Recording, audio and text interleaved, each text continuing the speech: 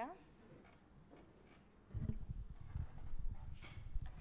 So, welcome everybody to the next round of Towards Photography in SPARTA together. I will start with a short introduction of Ahlam Shibli, who was born in Palestine, where she still lives. Her photographic work is based on documentary and a conceptual approach, I would say. And her work has been also exhibited internationally in places such as MACBA Barcelona, Jeu de Paume in Paris, Serralves in Porto, Kunsthalle Basel, Muzeum Sztuki Nowoczesnej in Warsaw, and the SMAC in Ghent. And in 2017, she was also part of the Documenta 14 in Athens and in Kassel, which was curated by Adam Szymczyk, who is also here with us today. Adam is living in Zurich, and he was the founder of a very legendary gallery that is called Foxel Gallery Foundation, also in Warsaw. He was from 2003 until 2014, I think. You were director and curator of Kunsthalle Basel, and then, of course, like I said before, like the artistic director of Documenta. So, and now I'll pass it over to you, and maybe the question: do you want to have an open conversation from the beginning, or you start with your presentation and then we will have a round of questions like afterwards? How do you prefer? I think, Adam, you wanted to speak before me? I think we don't have a very... I'm ready, I prepared. No. I think we would take some time to keep the conversation rolling and to introduce some works and some ideas, and then rather quickly we can invite questions, but maybe not from the second minute of the talk. We need to a little bit warm up, no? Yes. Yes, I need to find my track. Well, at some point you feel you are welcome to ask questions or interrupt or whatever. So I thank you, Ania. Ania Kołyszko invited Ahlam, and then I was invited to be in conversation with Ahlam. And today I came from Kassel to Düsseldorf because I had to visit Kassel second time in this month because of the discussion and the debate and the whole situation that has been developing since several months there, and that escalated during the days of the opening of Documenta 15. And now there was an attempt to organize a first public debate about what is really going on in Germany at the moment. And as you know, there is a big discussion in the media, and there are different demands formulated also as to political issues and the issues of Documenta as an institution. So it's a very dense and not very transparent situation that we are facing. And what is at stake is maybe, to a degree, a future of Documenta, and especially the autonomy, the relative autonomy that I believe an exhibition like Documenta should retain or keep. And we don't know yet how things will develop. So it was kind of a strong moment. But at the same time, this visit made me think again and again about the work that Ahlam made on the occasion, or commissioned by Documenta 14, which I think she told me today that she's going to focus on. Maybe not as the only work, but like substantial part of the conversation will be about this particular work that was presented for the first time in Documenta 14 in Kassel in 2000. in 2017. And well, the simple story here is that Ahlam and I met for the first time around, I don't know, 2006 was the show, right? Yes. Yes, so shortly before that, and I did one exhibition with Ahlam at Kunsthalle Basel. It was a series of photographs called Trackers that focused on the Palestinian Bedouin soldiers in Israeli defense forces who, for different reasons, decide to join Israeli defense forces, and Ahlam spent time with them and photographed them, and there were also extended captions to these images, which is basically establishing a kind of a method or like a methodology and a way of presenting photography that Ahlam has been quite consequently pursuing over the last 25 years, right? Or about that, which is always working in with a larger group of photographs. I hesitate whether they should be called cycles, because cycle to me seems to be a little bit like a closed structure.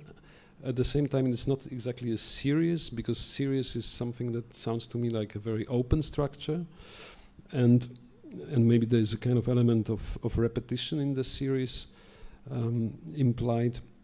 Anyway, I like to think of them as ensembles or groups of photographs. Sequences? You can call them sequences, yes. So Ahlam has a different opinion on that. And most recently, in this year, I was very lucky to present in a group exhibition in Zurich at the gallery of the Institute of History and Theory of Architecture of the ETH Zurich, in an exhibition which I curated, which was called Life Without Buildings. A series of photographs that was exactly about that, what the title of the exhibition tried to communicate, a kind of life without or against or despite the buildings. And that series was called is called Market, and it focused on the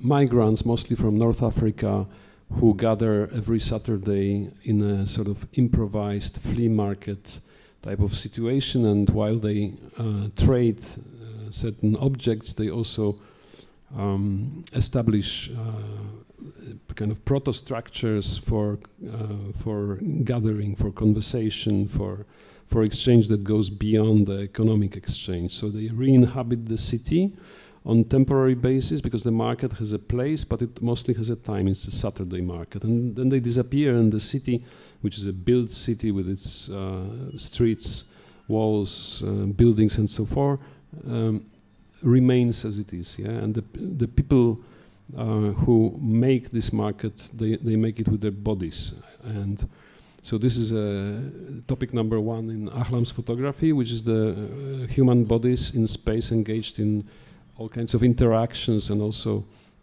looking back into their stories through the medium of photography and through memorabilia that they can present, exchange, discuss, and so forth.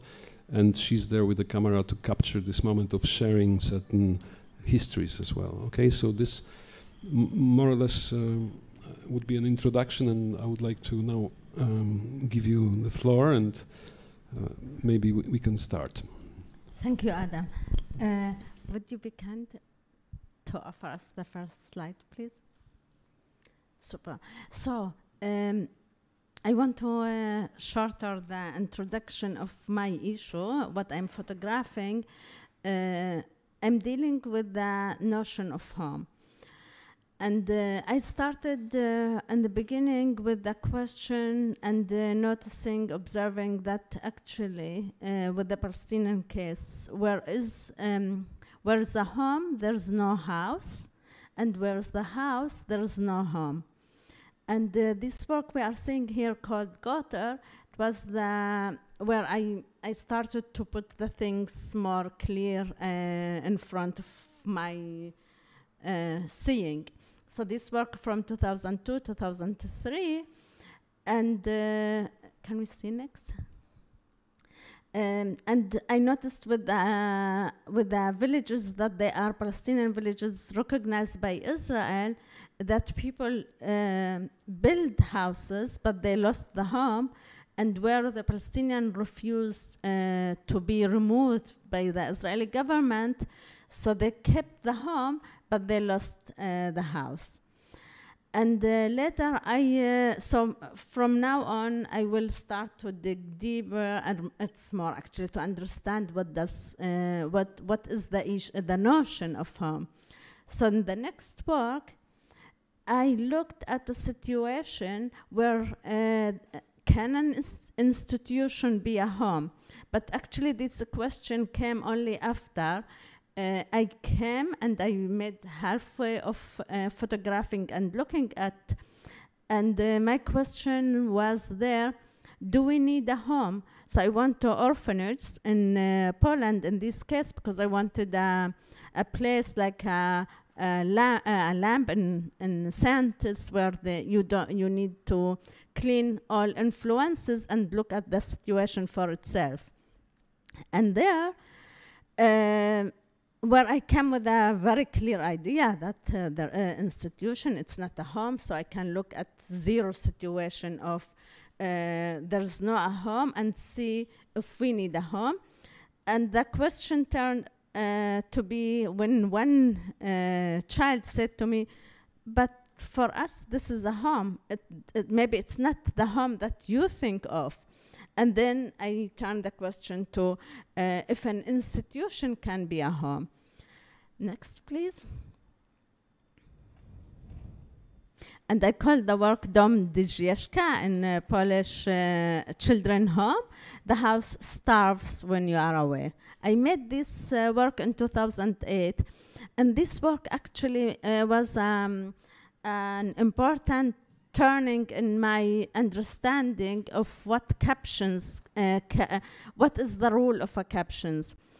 In this work, I decided, which before I would not put captions with the images, and here I wanted to give back a recognition and for the children, so I would make a caption where it says who's the children, their names, and the institution where. Of course, I would receive each child permission to use the name, and when they didn't agree for the complete name, so I use only the first name and the first letter from a family name. Next, please. Then, of course, will come the body, and the body as a home, which was actually my first series that where I start to think of and to make it clear for myself that I'm not in favor of the one single image, and start to develop of sequences, groups of images that create what I call the final series.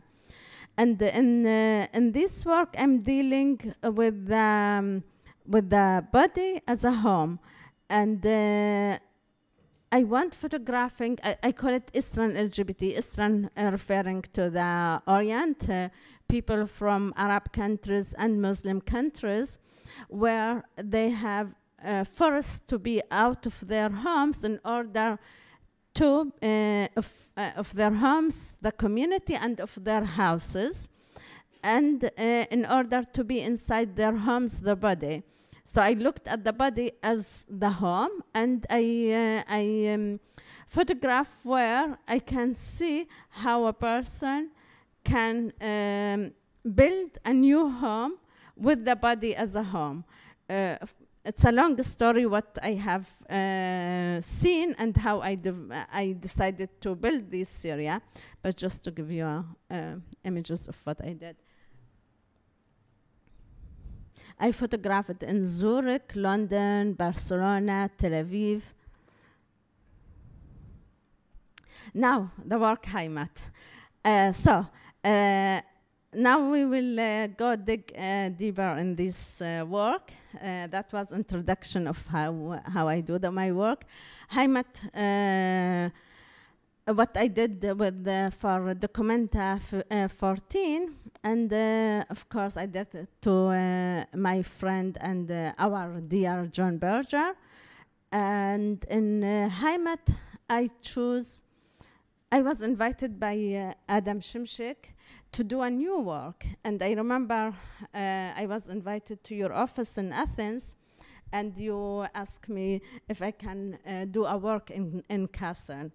And the gentleman between you there, Mr. Luke, when I told him Adam invited me to do a work in Kassel, said, "But what can you photograph in Kassel?" And of course, you can photograph everything. You can find everything to photograph everywhere. And when I arrived to your office for our meeting in your office in Athens, there was a huge map of Kassel in the wall, where you explained for me the history of Kassel and what was your expectation to do, or what would you like me to deal with. And the way how I work is usually I take 10 days, I go to a place, and I just walk, observe. I don't take a camera. I just go and try to see and look. And the main things is to feel in my stomach if there's a pain of something annoying or make one think that this issue need to be revealed and need to be photographed and become an issue for us, the public, to look at it and to deal with it. The work is a series of, can you go one, sorry? It's a work of 53 images. And these 53 images, we see them in the Documenta, framed, and this just to give you an understanding of the groups and the size and the space. Again, just to give you an illustration of the space, and then each work, that's already from the beginning. Each work will have a wall text. For me, the work is built out of three things: the images, the captions, and the artist statement. All of these three make the work. The artist statement, it's normal. It's usually to give the information that the image and the work themselves cannot tell you by the nature of the image, and this information is to give a frame of the work to understand what is this work dealing with.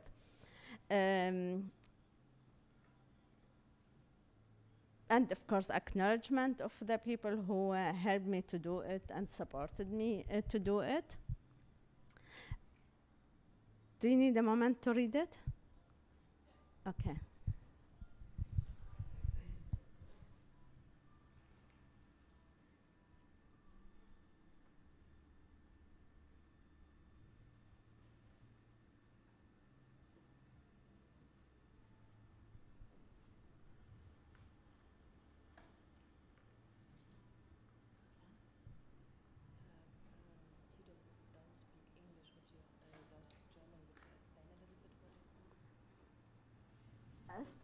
Yes. Sorry, I put the German because it's my fault. I thought everybody here German speaking. Okay. Is there anybody doesn't or don't understand German, cannot read German? Yes, you? Open your handy in my website. You have it. Do you have your mobile here? ahlamshibli.com. Photography Heimat, artist statement, and in English you will have it.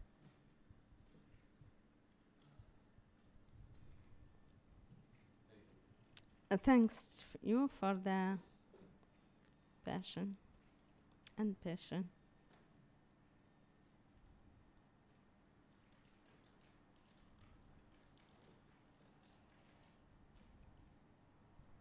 So now you will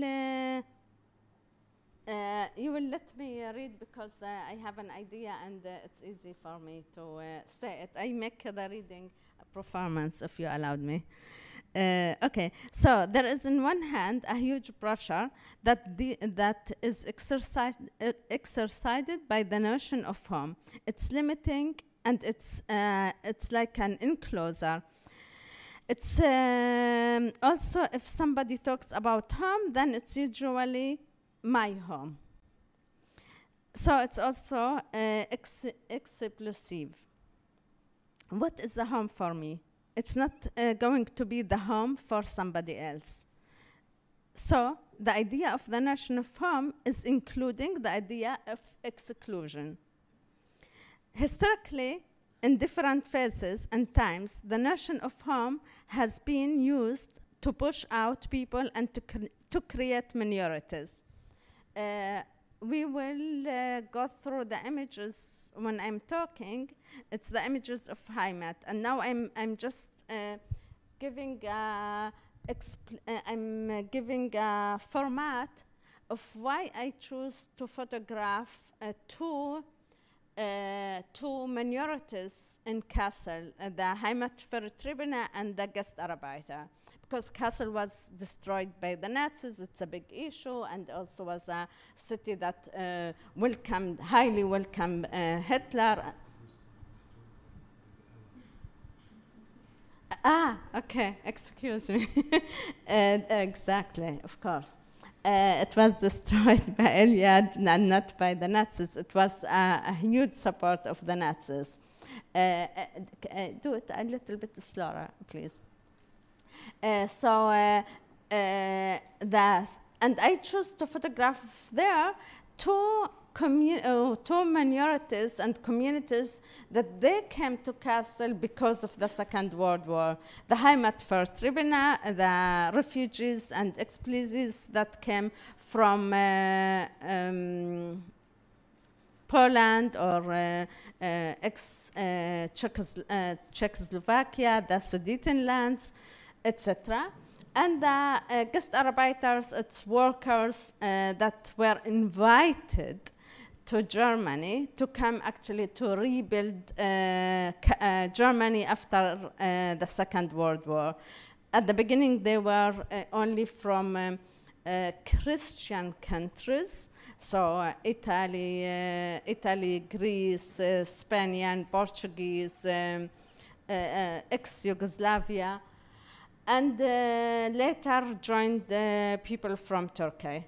And in this work, I focus on these two minorities in Kassel and try to see what the home they have built there. And now what made me choose to photograph these minorities, it's exactly the question of what is my home, and the exclusion of home. So historically, in different phases and times, the notion of home has been used to push out people and to create minorities. It's my home, and it's not your home. It's to marginalize people and putting them in refugee camps, migrants camps, illegal people camps, or Camp des Sans-Papiers. And the radical idea of home is what have the Nazis developed until putting them in concentration and extermination camps. And probably this is the reason that the philosopher Adorno said that after the Nazis, after the events of the Nazi time, there cannot be a home anymore. It's finished, this idea of home. This is the problematic side of the home. Exactly, my work, Heimat, have to do with that.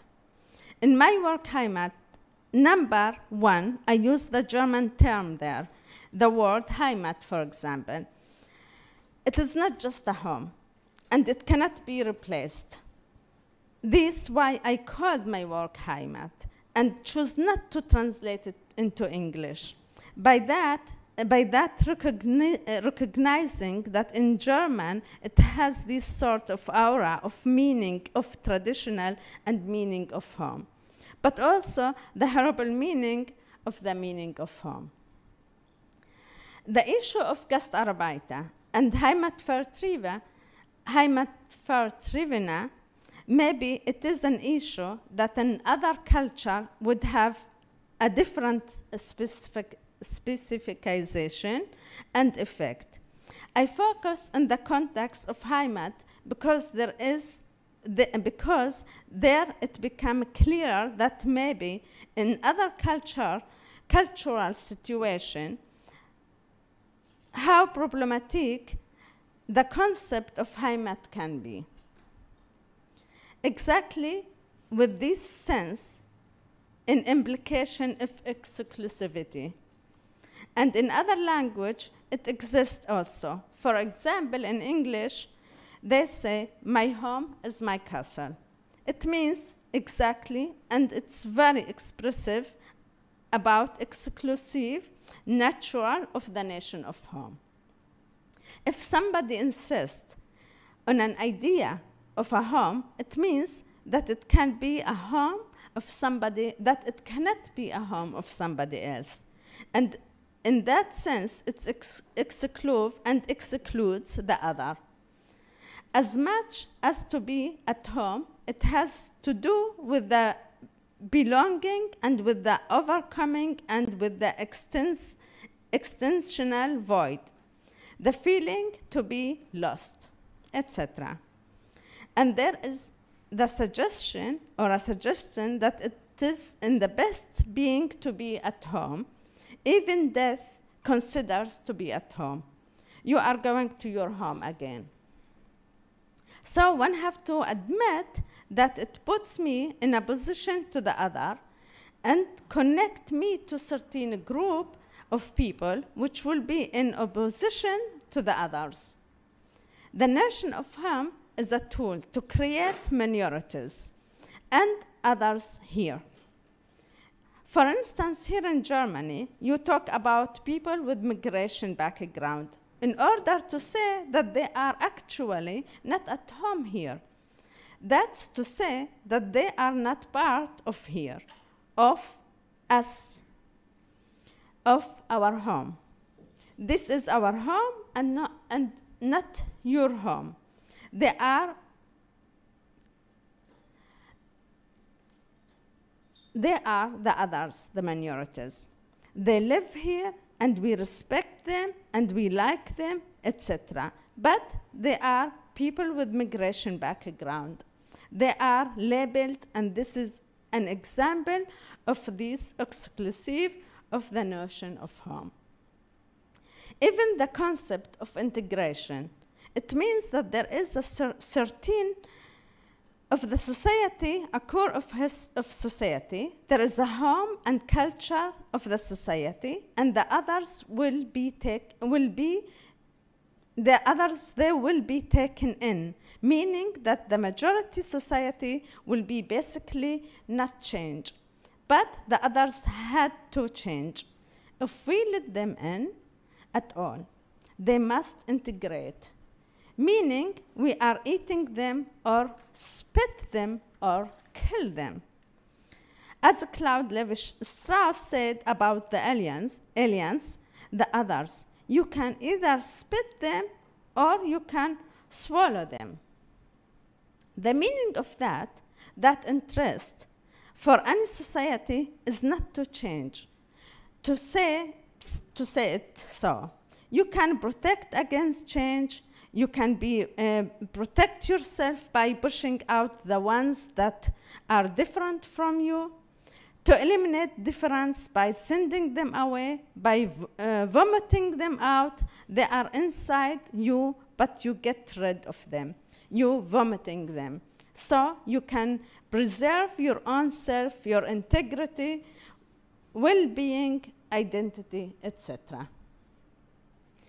And the other option is to digest them. You take them in the others. You digest them, integration, so that they are not recognized anymore. And this is two ways that are basically to get rid of the others. Or you split them or you swallow them. In both cases, you will not have them anymore.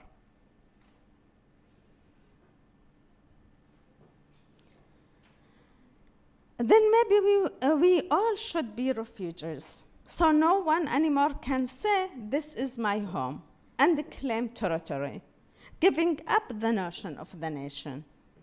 So then, the notion of home is a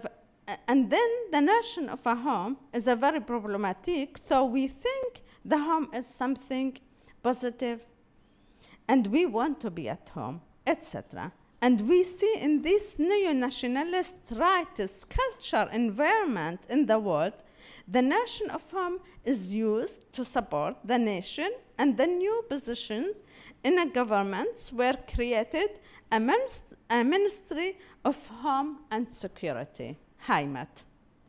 Back to the issue of loss. The loss of the home and to the turning it to something different. Edouard Glissant questioned that loss. Once people claim to belonging to a nation, it's so much challenging that react to becoming a nationalist and to be glued to something that is already lost as a chance to do something else. As Glissant has made it very clear that it was a huge crime to create slavery and unforgivable crime, but also the people that have been against their will, shipped to the other places against their wish, these people, when they themselves return back, if to their homes, to the place where they come from, supposedly, that they are richer than how they were when they left. Glissant acknowledged that this forced displacement, it includes an element of gains.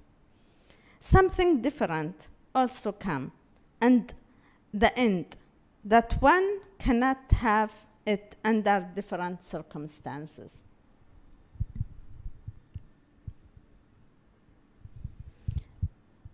So we are seeing here images from the work Heimat, where I mixed in the sequence also images from the issue of Heimat für Tribuna and also from images of Gastarbeiter.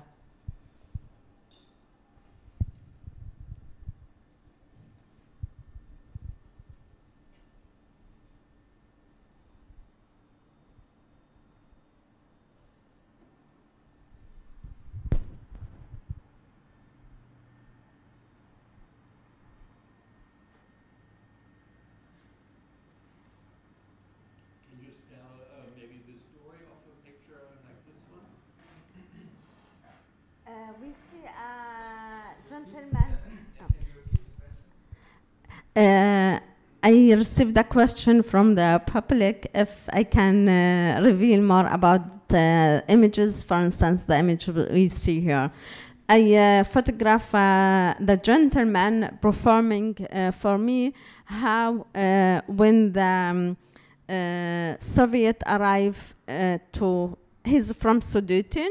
It was the territory occupied by German, not occupied, they were invited to occupy mountains in Czechoslovakia that time, and he was performing for me when the Red Army arrived and how they put the men in front of the wall and forced them to see the crimes that they have did themselves, because the gentleman, he was part of the Nazis, and the Red Army, when they arrive his village, they show them films that actually the Nazis themselves filmed of what they are doing, which crimes they are doing, and forcing them to do it, and after that putting them in the wall and hitting them in the head. You did this, you did this. And he was performing it for me. In front of him, pictures in his wall of his very well-being family. They were rich family, so they offered the passes for the German army that they could use them. The full captions with names, with dates, I have it in my website under the work Heimat captions, so each image will have all the information about it, if you are interested in this, in the exact details.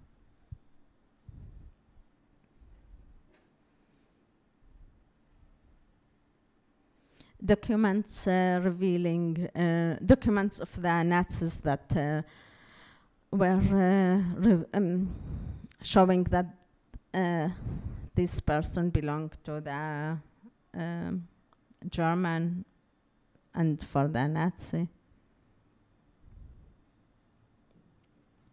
Letter in the photos. In the photo, we see a bride and groom, and the letter is actually from the water. The letter was sent by the bride here to her mother and sister. They are Gastarbeiter. The mother is a Gastarbeiter in Kassel.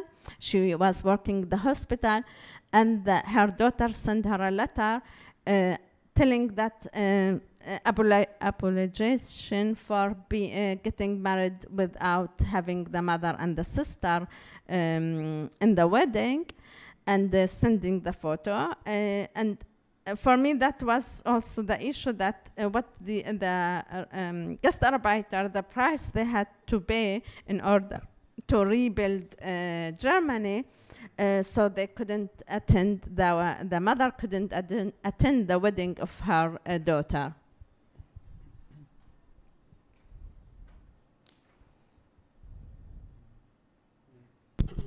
This work is dedicated to John Berger, right? So yes. Maybe this is a good moment when you start speaking about the Gastarbeiter to kind of explain a little bit your relationship to the work of John Berger, and also the way he, on some occasions, used photography, or rather collaborated with photographers on certain books or projects.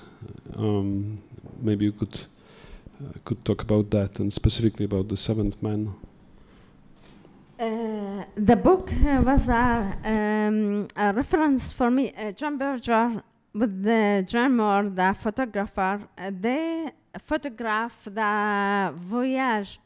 John Moore photographed the voyage of the workers from their own homes to come to Germany, with the text by John Berger.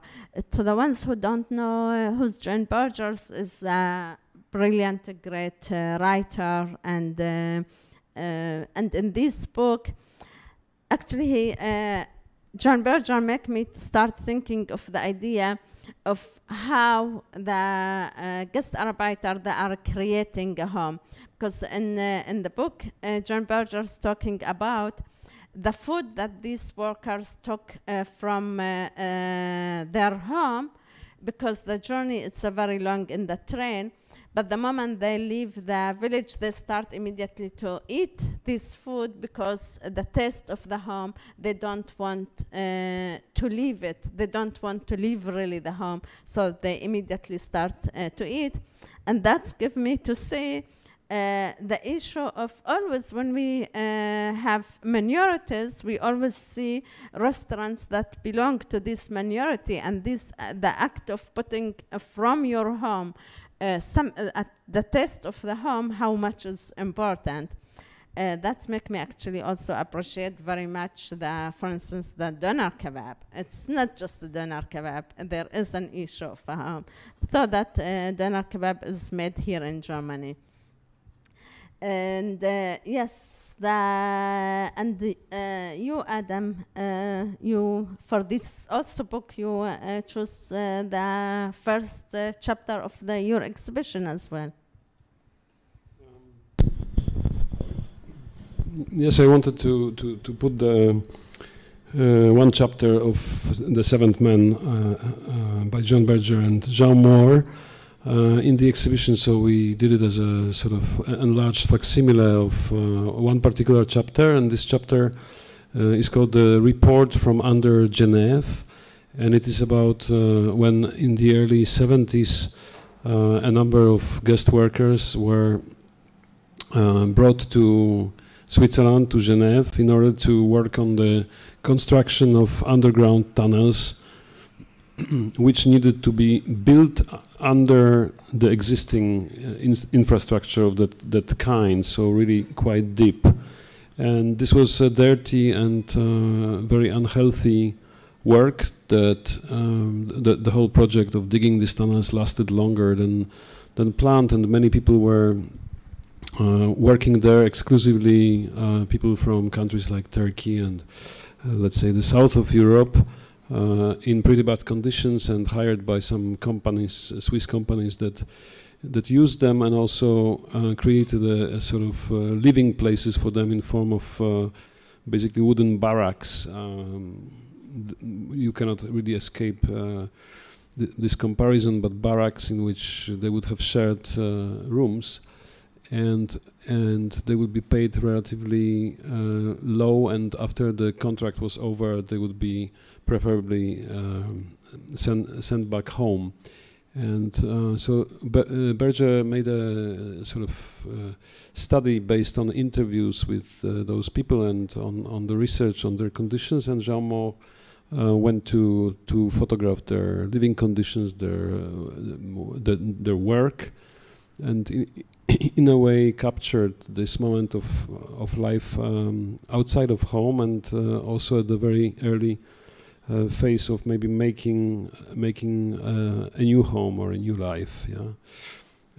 So this was in the early 70s, and I was wondering if it would not be possible to think about some of those people who stayed in Switzerland and maybe had another life afterwards, and to sort of track them down at a certain point and try to understand what kind of life was possible after this initial moment when they were recruited and subjected to very basic medical tests that were supposed to define whether they are qualifying for the type of work that is expecting for them, and then they were basically shipped to Switzerland, where they worked in those tunnels.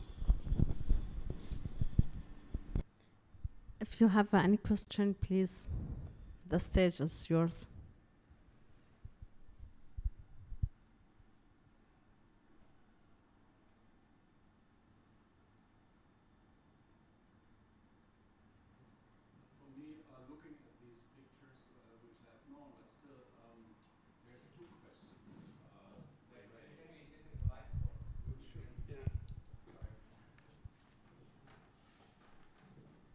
If you can keep it, then we use one.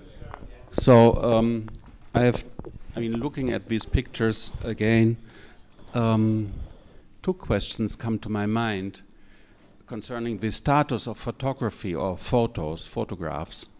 And the first question is, looking at these pictures, how shall we read them? How can we understand them? How can we make sense out of them? Because in some sort of ways, even though, if you go about and you look at them very closely and analyze them, you maybe can find certain formal qualities, but basically they are of the nature of reportage, or maybe even of the snapshot, like a family snapshot, right? And so what does it really tell us about the situation of so-called guest workers in this case. And the connected question is, what do we gain actually by looking at these photographs if there's probably stories and narratives and informations that could be transmitted? What is the gain exactly of the photograph, of looking at the photograph? So two questions. First, how can I read this photograph? And secondly, what do I gain by looking at a photograph? Okay, be ready, another lecture.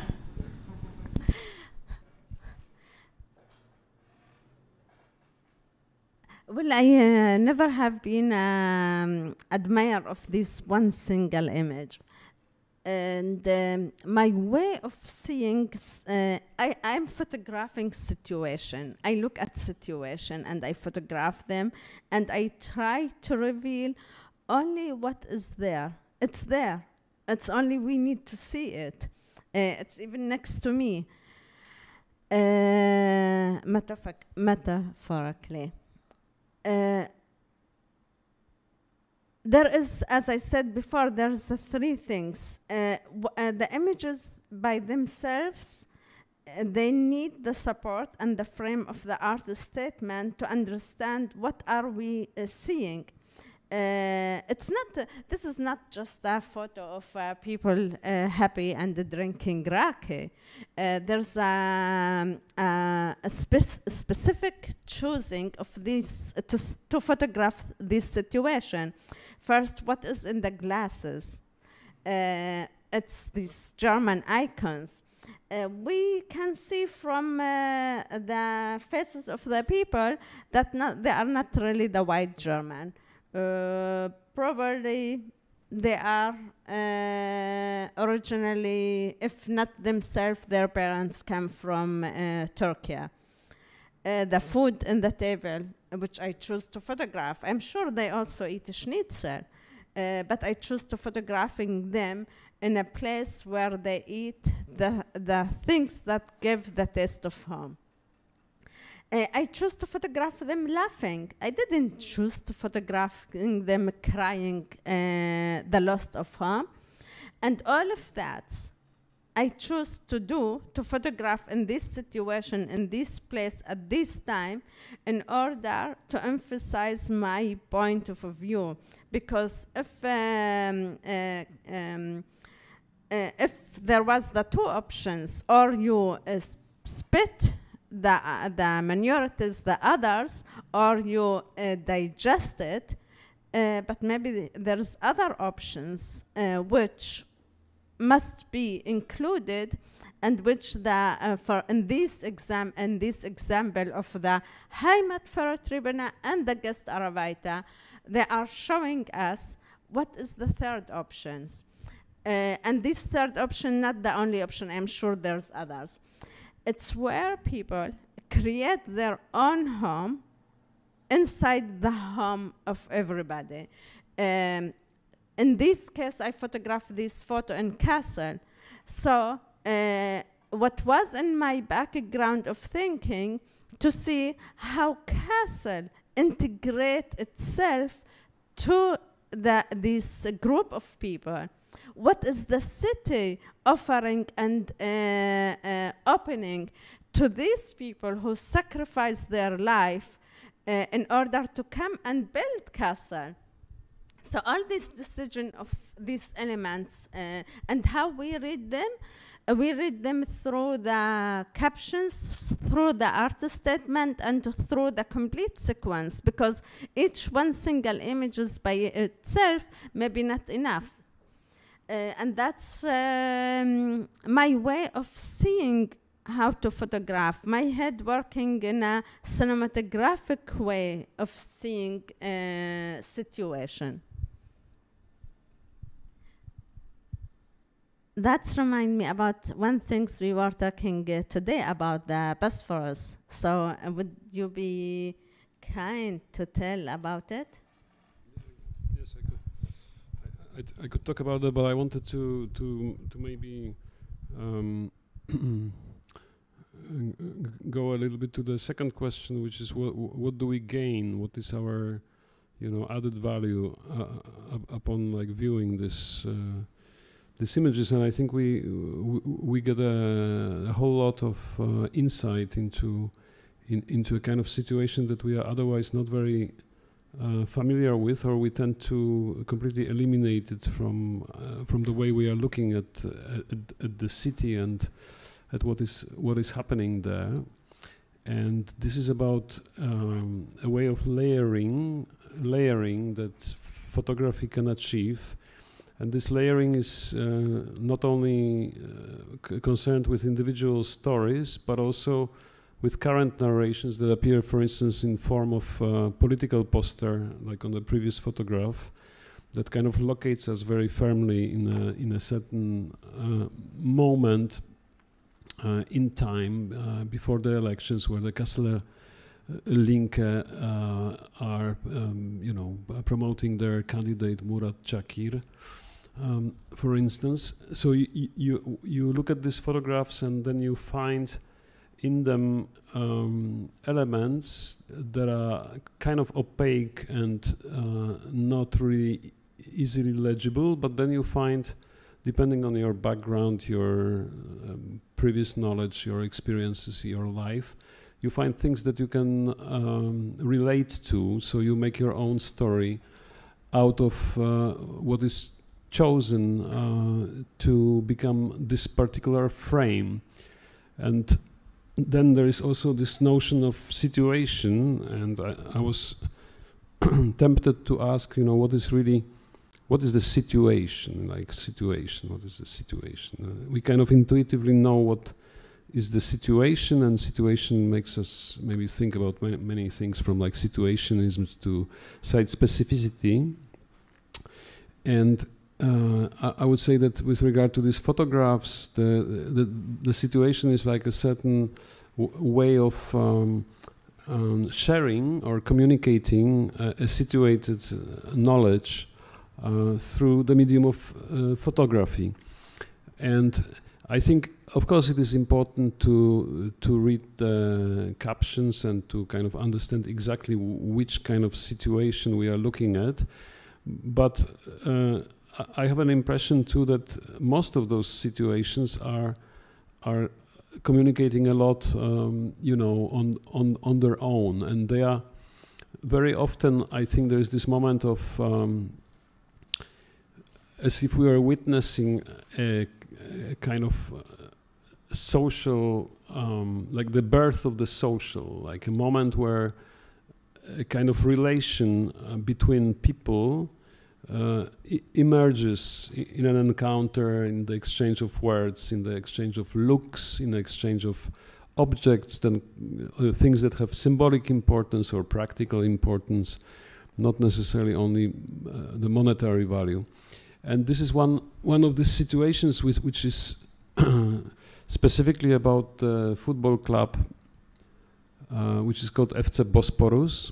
And FC Bosporus is a Kassel football club in the northern part of the city that is inhabited by people with migrant background, but also recently very popular with the students in Kassel, because the university is aggressively expanding into this part of town, so it's becoming like this mix of students and migrants.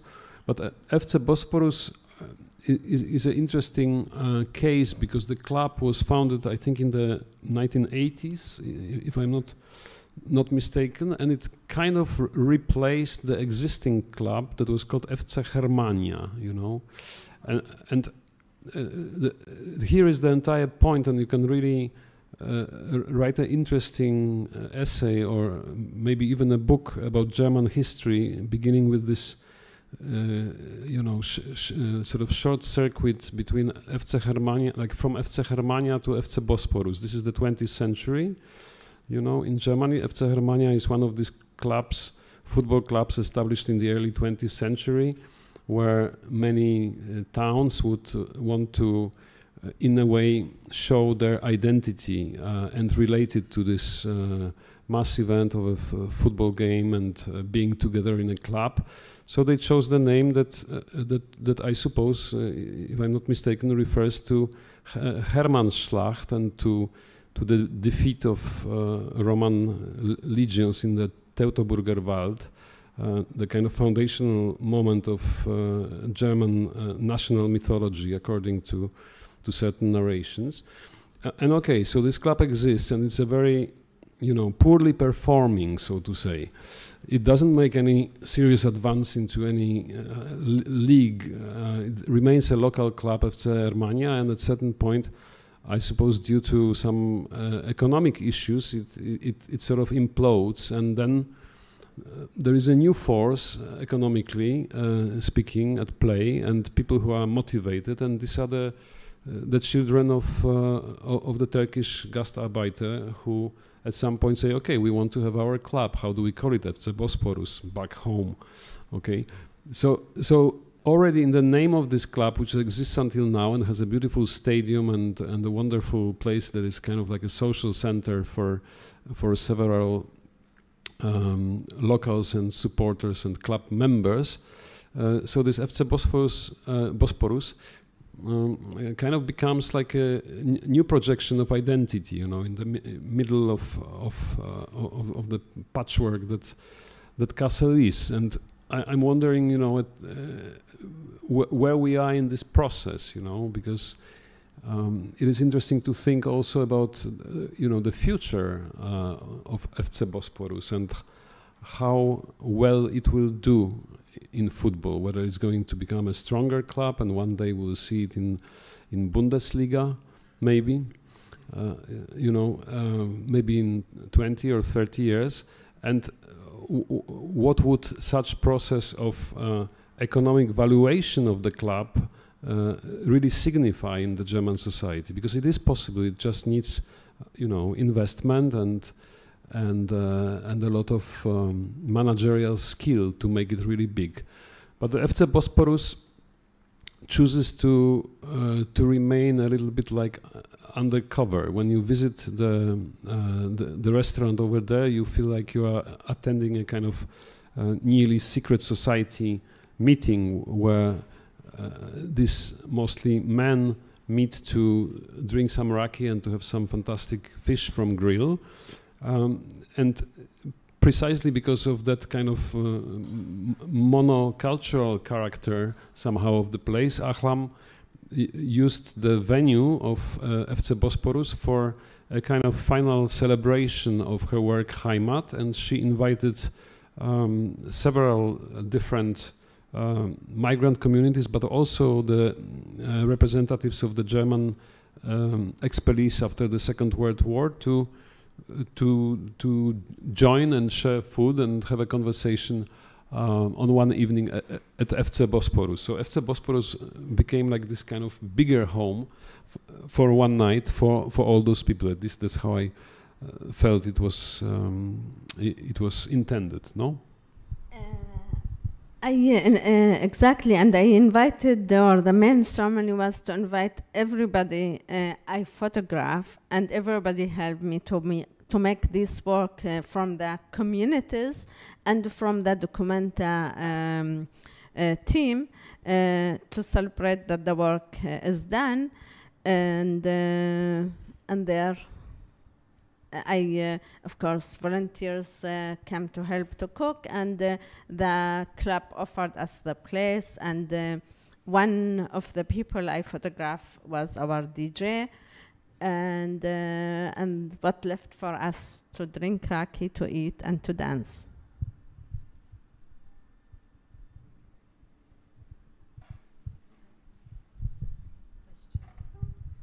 So, I don't know actually what my question is, but I remember that your work, if I'm not mistaken, was shown next to the work of forensic architecture. Is this right? Yeah.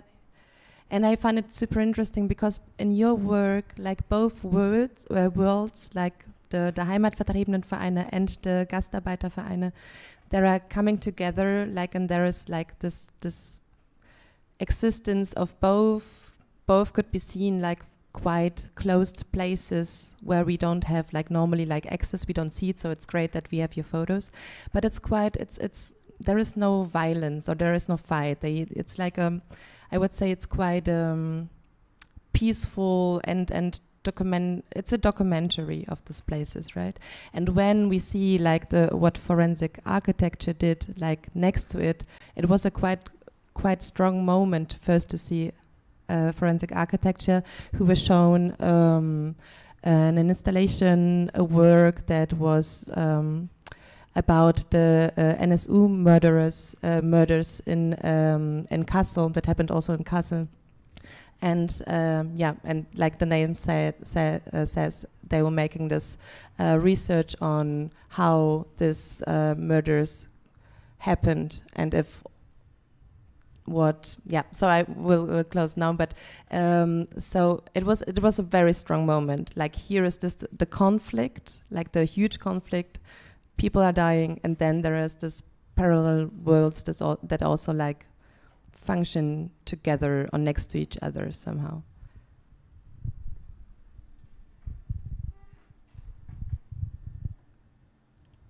Luckily, and maybe it's not luckily, there's no way not to have it like that.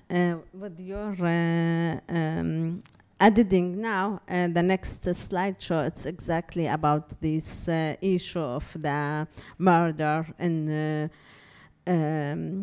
Germany by the NSU. And there's one monument in front of graveyard of Kassel. We see the monument. We see the monument in the right, the monument, and the text. It's of course my text. This is the caption that I put it next to the image, and the text says what we have in the plate on top of the monument. This is the monument actually. But what was interesting for me, actually you cannot touch and read the plate. There's no option. And that's perfect. You cannot read the plate. It's the way how it's positioned. You cannot read it. You cannot be so high to read it from top. And there is always a flower and candles, so it doesn't invite you to read it. And to put this monument also in front of the graveyard, which the graveyard, it's not the graveyard of the minorities communities of Kassel. Exactly, it's for the Kassel Protestant people. And then I chose with the caption to first include all the names and the dates they were killed. But this photo in the Syria, it's not a huge, it's a small. It's ask us to get close to see it. And as you said, yes, exactly, the description, filming with illustration of the killing of the Khalid Zogatz. He was killed in April 2006 in Kassel, is the case of the installation that it was there. And one member, Aisha, who's a member of the Documenta team, she is an active in the association of acknowledge the fact that was a failure of revealing this NSO plan of killing people from non-German background. Would you like to add it more, Adam? Yeah, about like two things maybe about this issue of violence and how Ania said that that these photographs are quite peaceful or something like that. I mean, yes, I mean they don't, you know, there are no graphic representations of violence, and in that sense, Ahlam is not a reportage type of photographer. She does not want to hunt for moments that are in obvious sense dramatic. It's not her goal to reveal the act. I think she's much more concerned with the way people remember things. So there are different ways of showing it. You know, having a glass of raki with friends is also kind of looking back to a certain place that we are not going to to return to for the people who are gathering around the table. But there are also very often memorials. You know, the memorials are photographed. So in some of the earlier photographs, you saw the memorials of you know, erected in some places in Kassel for the by and for the to the memory of the expellees of the Vertriebene, and in this case it's a memorial of not only Halit Yozgat, who was murdered in Kassel, but all other victims of the NSU. But what you see here is a gemeinsame Erklärung der Städte Nürnberg, Hamburg, München, Rostock, Dortmund, Kassel und Heilbronn, which means that in a way this text is a certain ideological construct. It's a compromise which does not represent particularly the opinion, feelings and knowledge of, for instance, the family or the community from which Halit Yozgat was coming, which is the Turkish people or people with migrant background in Kassel, but it's a kind of carefully orchestrated political statement where, for instance, as the last victim, Michelle Kieswetter, who was a policewoman who died in a shootout with the NSU members, was also mentioned, which is a subject to a discussion that I heard many times, because the murderers targeted non-German people, let's say, so the citizens or non-citizens of Germany, but with a migrant background. While Michelle Kiesewetter was in this moment representing the German state force, and this is the reason why she was killed. So these are the circumstances of her death, which are different, no less important, and so forth, but different to the circumstances and the reasons why these other people were targeted and executed in different places in Germany. So the fact of taking picture of that monument is not to say, oh, there is a monument in Kassel to NSU victims, but it is to kind of start the process of thinking about how those painful, very dramatic and incomprehensible stories are told and then inscribed in the history and memory of the city of Kassel, in this case. This monument is located at Holländische Straße, not far from the internet cafe in which Halit Yozgat was shot, and the family members of Halit Yozgat have been campaigning for many years for renaming the street, as you might know. So they wanted the Holländische Straße to become Halitstraße, and this was completely turned down by the authorities, and the argument quoted was that Holländische Straße is a historical name, because it's a name that refers to certain Holländer, also the Dutch people who came to Kassel, you know, as migrants at certain point for either escaping some kind of religious issue, or simply because they were needed as professional, or both. So, like centuries ago, the guest workers who settled in this part of town in the north, and that's why Holländische Straße has this name. But would that be a reason for not renaming the street to commemorate a victim of NSU? The question is open. I can only say that it has not happened. What is interesting in terms of this toponomastic transformations, the names of places or parts of the city infrastructure that do get renamed. When I visited Kassel this month, I realized that one bridge on the Fulda River that used to bear a name of one of the former mayors of Kassel, who was then, let's say, exposed as a former Nazi, but in the meantime there was a bridge with his name. There was a long campaign to change the name of this bridge, and somehow things got stuck, and the bridge did not change the name. Now it did change the name finally, and it's called Walter Lübke Brücke.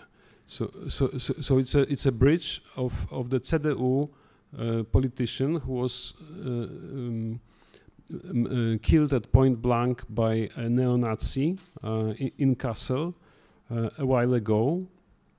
And it seems that only when this public figure, a politician who expressed positive feelings towards Angela Merkel's idea of welcoming migrants in Germany, and who tried to support this idea in his political speeches and in meetings with Kassel citizens, he received death threats for quite a long time, and in the end he was killed on the terrace of his house nearby Kassel.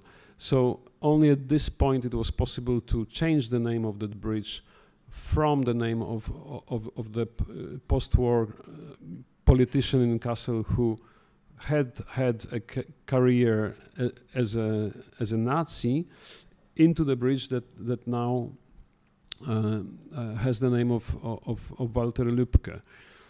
So this changes, and the way people and events get commemorated, I think that this is one of leitmotifs even in many of your works, because very often I always compare your photographs to kind of mini exhibitions, because there is very often a photograph or a record of a sort of private display of certain objects or images of importance.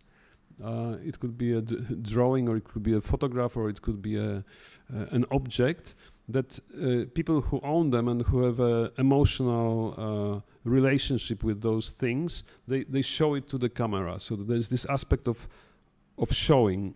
Instead of saying something, because photography is silent, we can show.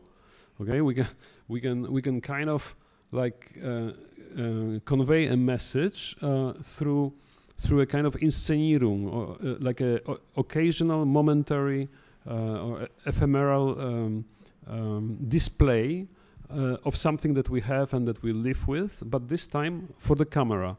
So we want to share this with the public. Yeah. So the function of photography in Ahlam's work, and I believe in work of many significant photographers in the 20th century and a little bit earlier too, is to how to make things public. So in this kind of photographic exposure, there is also a meaning of bringing things to kind of public visibility, which is to my mind a kind of ethical function of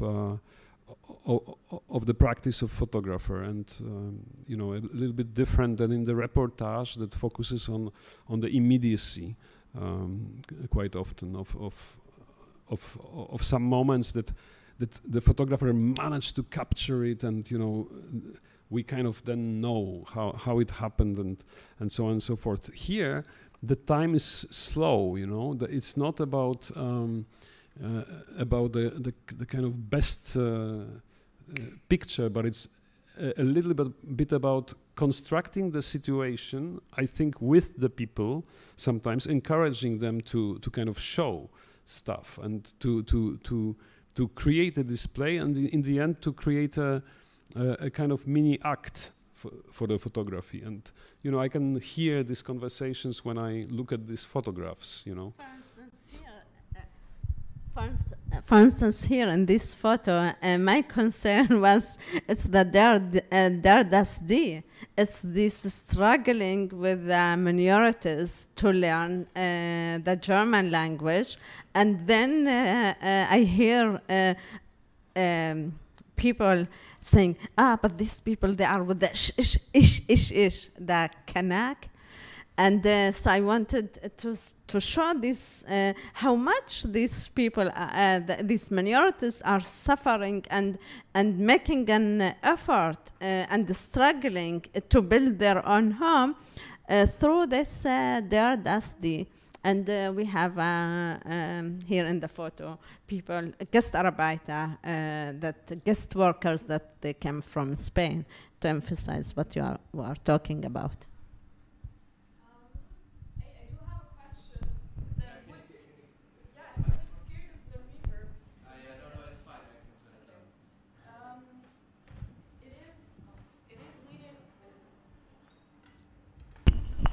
It's leading back a bit to some point of the conversation that we were before, because I was wondering if you do think or consider the changing of names of places and streets and bridges to be more meaningful and grave than, for example, erecting a monument or an artwork in memory of someone.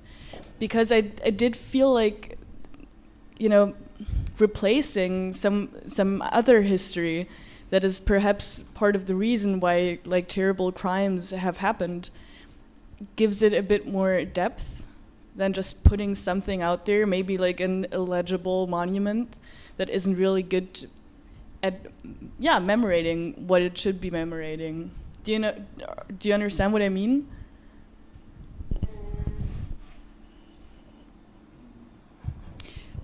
Okay, maybe let me put it differently. If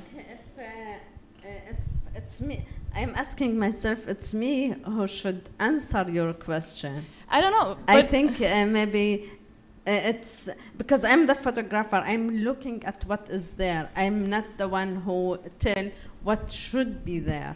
I make myself aware of how things are there.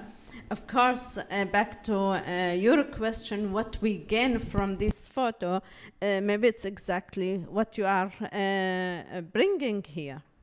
And this is what exactly you were talking about, Adam, with the issue of the Ahmed. Yeah, I think it's a good point. You know, names against monuments, right? So forms of a kind of material commemoration through a monument and the renaming, yeah, which is another form of commemoration. I don't know which one. You know, from my experience that I had with the monument to strangers and refugees by Oluogibe in Documenta 14, I can tell you that even that nowadays in our time, even this monumental architectural / sculptural forms such as obelisk that seem to be like very permanent thing, they turn out to be very, you know, temporary. Like it was just like one night and the obelisk disappeared. You know, it was right there in the middle of Königsplatz, and one night, chuck, no obelisk. And now it's a very beautiful monument because you have in the Königsplatz a square base of where the obelisk stood once, where asphalt had to be replaced. So you have exactly this place where the obelisk was, and the actual obelisk is now a bit further away in the Treppenstrasse, where it is meant to affirm the kind of axial arrangement of different artworks of Documenta from the Kulturbahnhof through the Treppenstrasse up to the Aue Park. So you have a kind of idea of the parkour. But at the same time, I noticed that there is a kind of small positive movement in this commemoration / monument business in Kassel, because there's going to be a new monument. So Walter Lübke is not only commemorated by renaming of that bridge, but they're actually working on a new monument. And there was a competition, and the winning project in this competition is by Natasha Sadr-Hadjian. And this monument is going to be built on the roof of the Regierungsgebäude in Kassel, which is, I think, Walter Lübcke's workplace at times. And this monument is called 86 Degree, and it's about connecting the location where Halit Yozgat was shot with the location where Walter Lübcke was shot.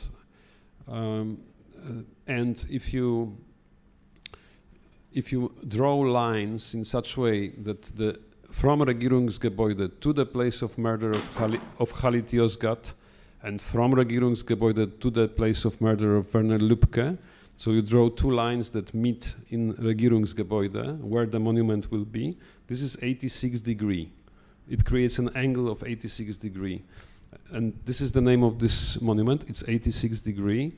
And it's an abstract form, like, let's say, a cube or kind of display of two adjoining kind of LED projection screens that meet at this 86 degree angle on the roof. And there will be some further elements in it that kind of, let's say, elaborate the idea of not a commemoration that is limited to one or the other victim, but that brings the those deaths in some meaningful combination that kind of makes you think, like, what is the relation between these things. So I think both things are actually taking place. There is a resistance to some monuments, and then there is a kind of step forward with the monument that I was kind of surprised that it is even possible at this point in Kassel. And then there is the ongoing discussion about renaming the street or renaming the bridge and so on. So I don't think that one is more significant than the other. I'm just trying to understand the dynamic of this process. How the memory changes over time. What is in a way authorized or recognized as something that can be remembered, and what is eliminated from view, like hidden from view always. That takes me to the issue why I photographed in this work Heimat, the monuments of the Heimat First Tribune. I was in one place where there was a celebration of creating a new monument. And I asked this person who was behind pushing to have this monument why it's important to have it. So this guy said there's no monuments in our village, around our village, so it's important to have it. So I walked in that village and I saw 3 monuments. And then I asked myself, what make this person want or need to see more monuments everywhere? And the answer I received to myself when I met another couple, and the person said to me, what's the difference between us, the Heimat für Tribune here in Kassel, and the Kasslers? The Kasslers, they have furniture from their fathers and from their parents and their grandparents, and we don't have it. We were allowed only to come with at the beginning 150 kilo and then 15 kilo, so they couldn't carry the furniture. And what does it mean actually to have furniture? And what does it mean actually to have the monument? First, it's to have a history, because if I receive it from my grandparents, then I have a history here. And if they couldn't carry this history with them, the way how to be themselves, to include themselves in Kassel and not to be excluded by including their history in the place. And this way it's important for them to build the one monument and the second monument and the third monument. And I wonder the insisting of not offering the correct monuments to the people of the minorities, if it's again a question of this is our home and you can only be digested but not to be included with your own history and your own monuments. So the monuments themselves, even not, they don't reflect the people themselves. And that stuck me because I'm not photographing, of course, only in other places. I come from Palestine, I'm Palestinian, and I deal a lot with the question and the home of the Palestinian. And there I noticed and that where the Palestinian build the monuments, immediately the Israeli army come and destroy these monuments, meaning not to allow in the space Palestinian history and monuments that memorialize the heroes or the victims of the Palestinian. So there will be immediate act of Israel to destroy and to delete this memory and this history. Of course, the people, they are struggling to keep their history, so each time they invent or again build the monuments and the next day, or finding other option, which is the posters. And with this, I will not go this time further. We keep it for another visit about my work, Death, that deals with this issue of the posters of the martyrs that have been killed by the Israeli army and by the Israeli occupation regime.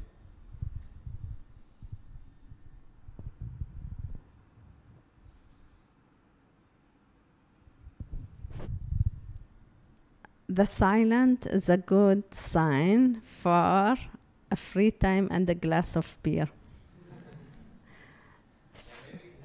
Like a few questions. Are there any questions? If there are any questions, and then go to the part you mentioned.